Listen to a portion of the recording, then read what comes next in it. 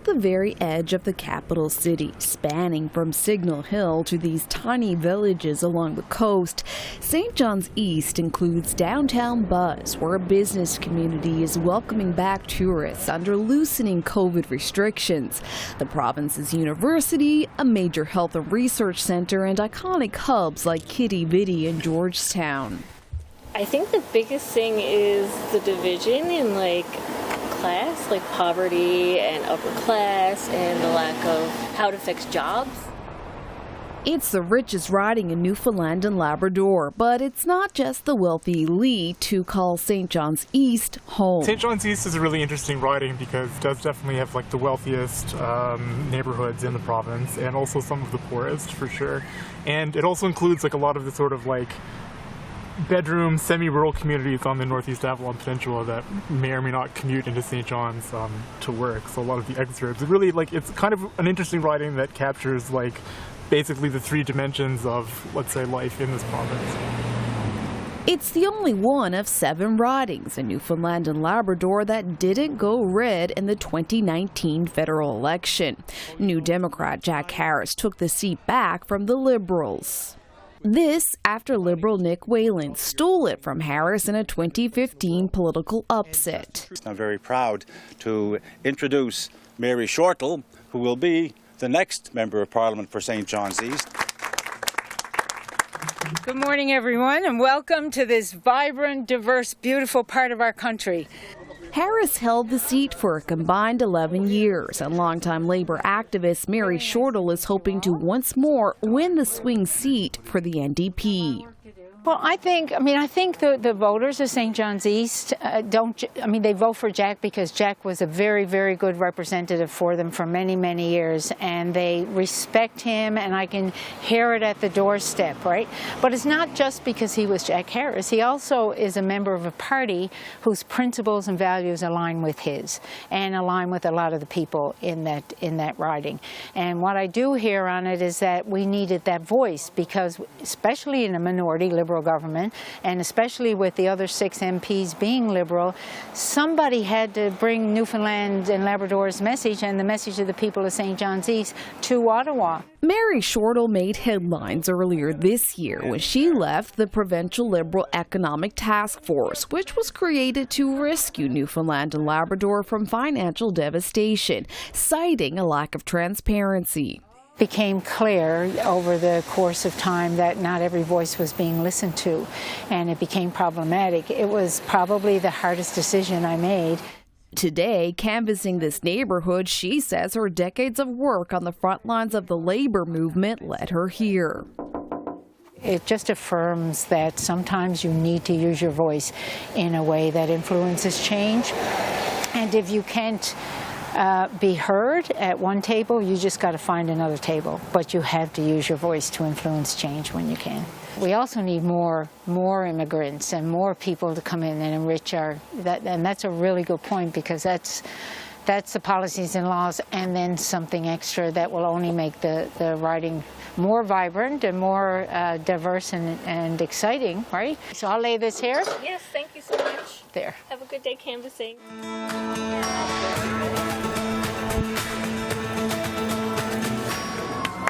How's everybody doing?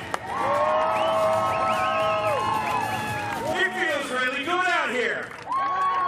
This team is laying all their cards on the table. Ladies and gentlemen, fellow Liberals, Newfoundlanders and Labradorians, it is my pleasure to hand the mic to Joanne Thompson, the Member of Parliament, I hope, for St. John's East. Thank you.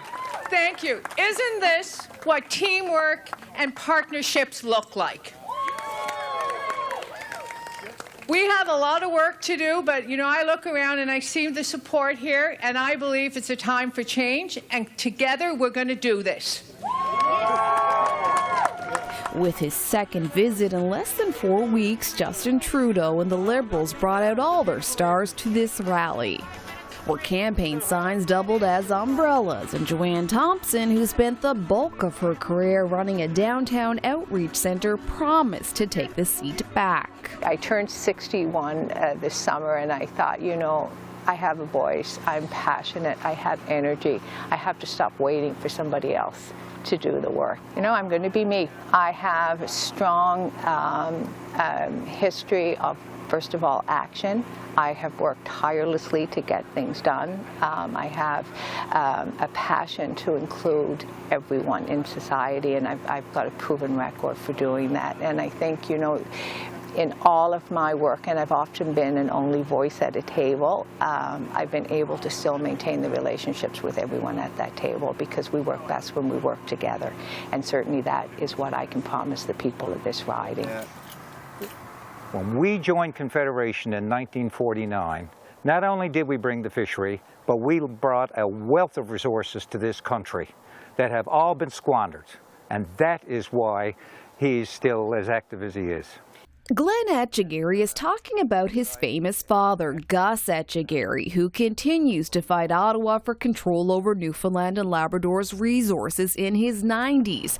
Like his father, the former VP of Operations for OceanX is a fighting Newfoundlander, and he's bringing that hearty passion for work and jobs as the Conservative candidate for the district. I'm good. How are you? Terrific. I'm associated with a party that's got a strong economic platform.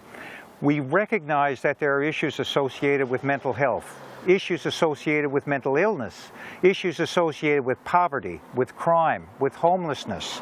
But you cannot fix any of these on a sustained basis unless you have money. You have to have a revenue stream into your own government that's able to fix that. And having someone come down before an election to give you money to plug a hole in a leaky boat is not a fix. Is not a fix. Everything that we do with regards to our expenditures from government should be re-examined to make sure that we have our priorities right in terms of where we put the money. I'm after been to a number of places over the course of the past 6 weeks, and some of the stories with regards to how we're spending government money as opposed to where it's needed for the things like I've just described is absolutely unbelievable. So that needs to be re-examined. So this is massive, and is a massive sort of, you know, piece of the fiscal picture for us. Political science professor Scott Matthews says no matter how passionate candidates are, a big part of how people will vote will depend on who has the best pitch for the province's crumbling finances. You know, I think that the politics of the fiscal situation at the provincial level here is so salient for voters that it will inevitably be part of how people are thinking about their choice in this election. Weeks before the federal election was called, Justin Trudeau and the Liberal government announced a multi-billion-dollar bailout for Muskrat Falls, a hydroelectricity project that's been troubled since the beginning.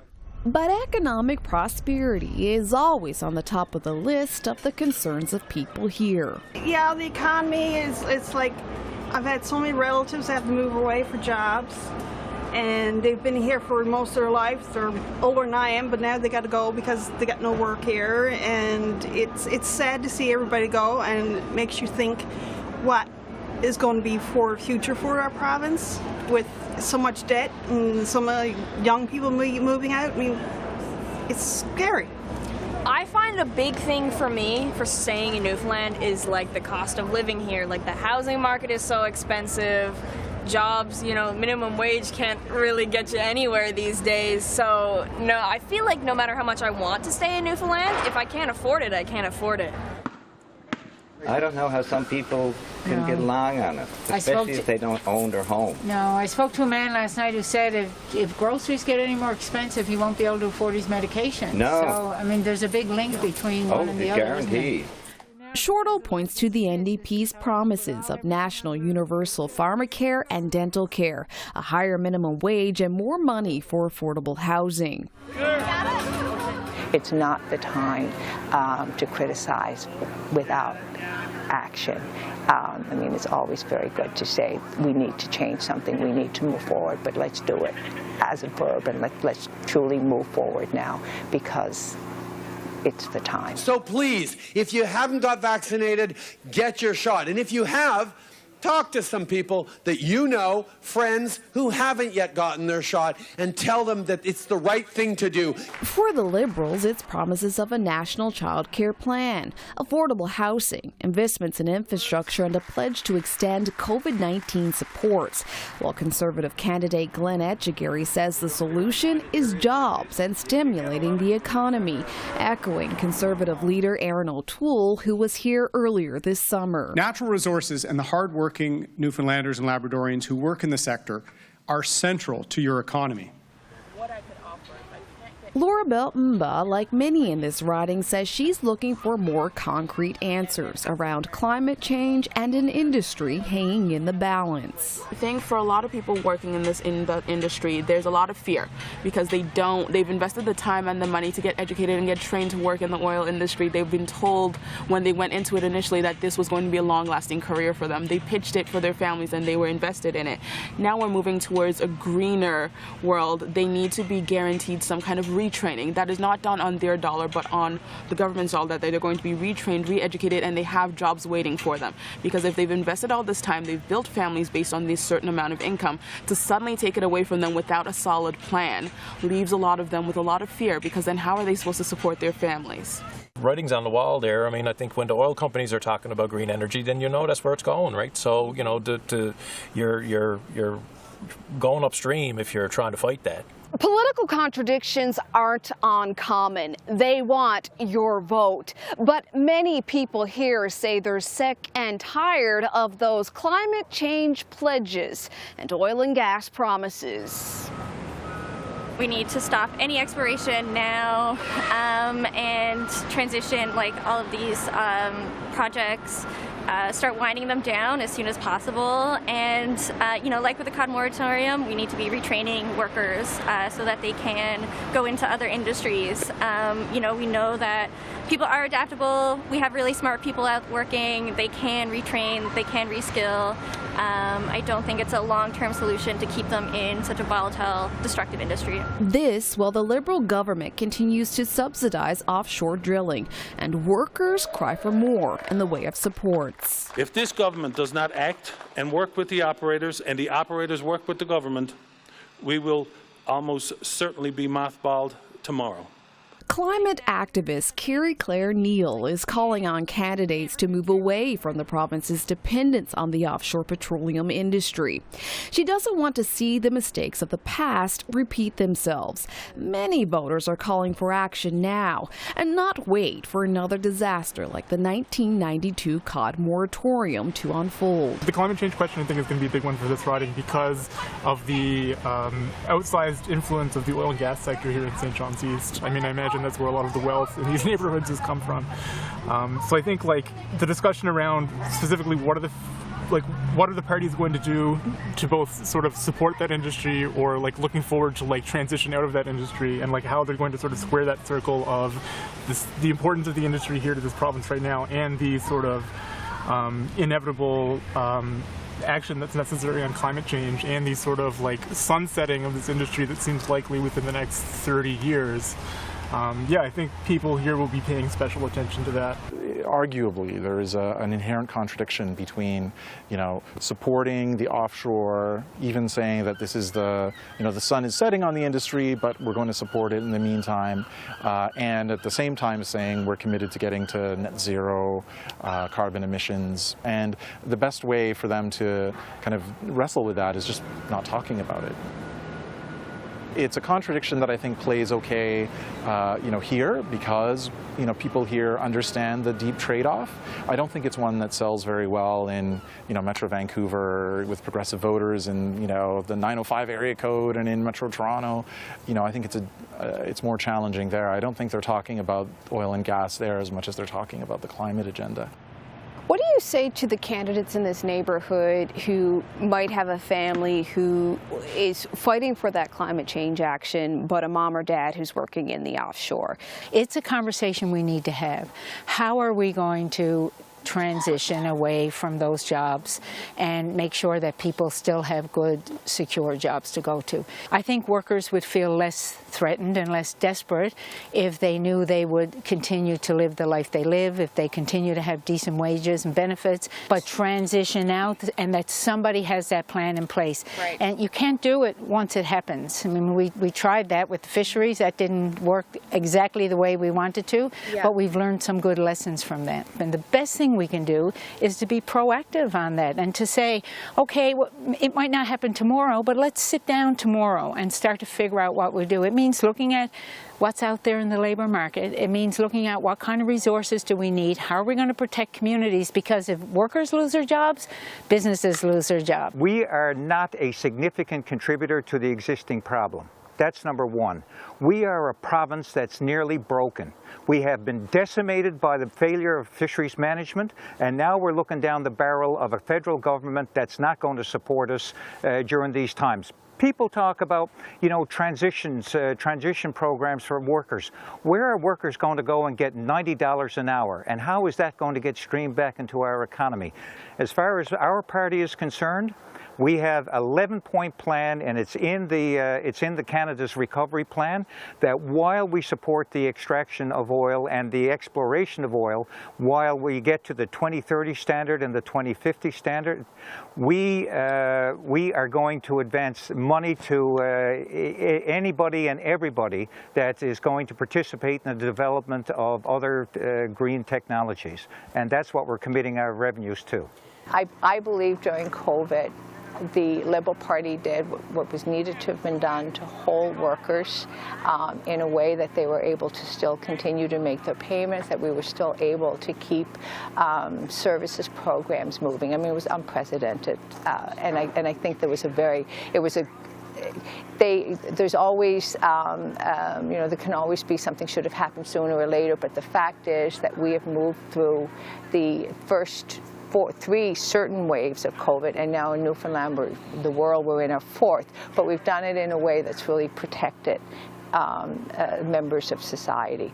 I think as we start, for me, one of the big questions or movement forwards from this election is to continue that fight against COVID and then to really move forward, building back an economy and ensuring that we certainly have to transition to a greener sector, but we do it in a way that doesn't leave anyone behind and is thoughtful, but also understands that we don't have time.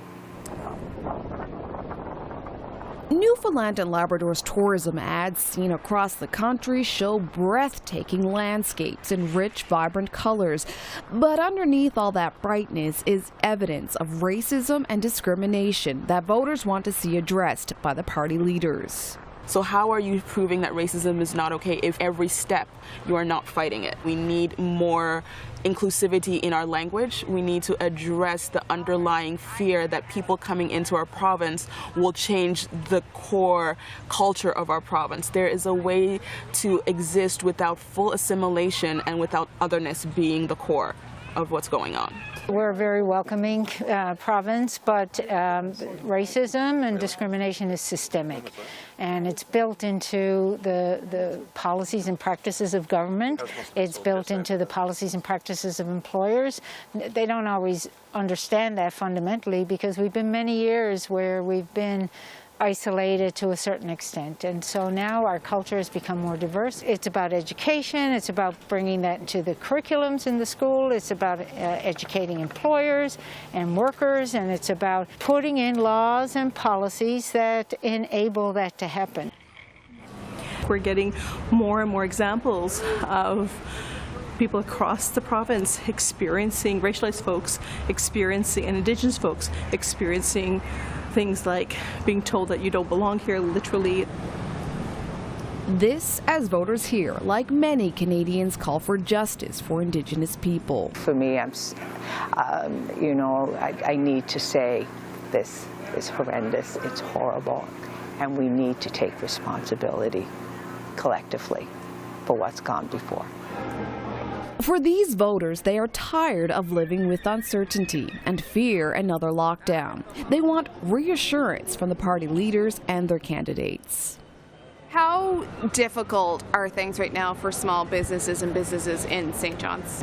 Look at all the revenue they've lost over the last 2 years. There's still a lot of rules and regulations they have to follow. You know, there's still uncertainty. There's still, you got to now you pretty much got to jumpstart your business and get the people back to your business. So I think it's going to be difficult. They got to pivot. They've got to come up with different business models. It's going to be challenging.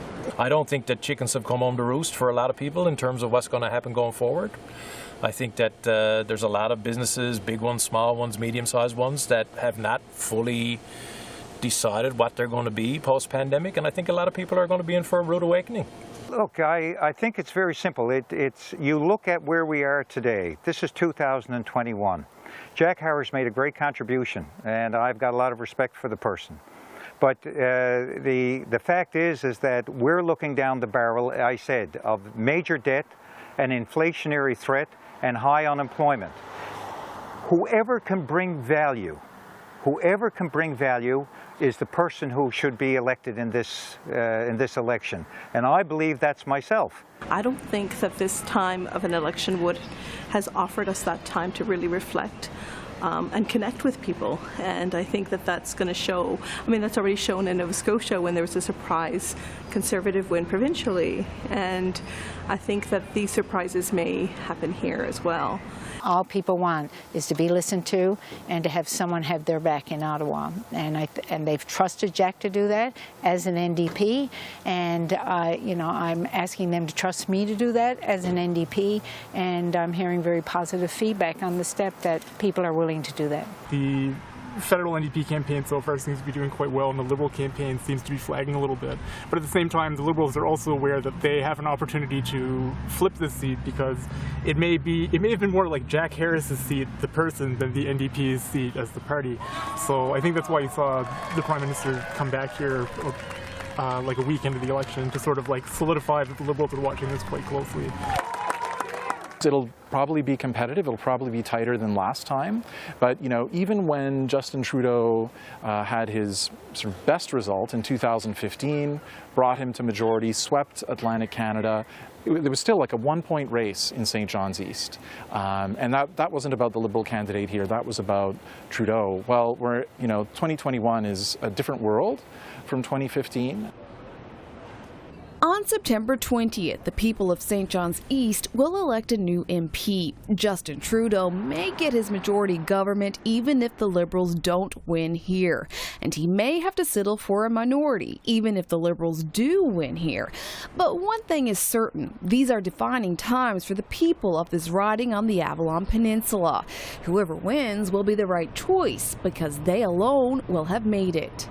Reporting for CPAC, I'm Leila Beaudoin.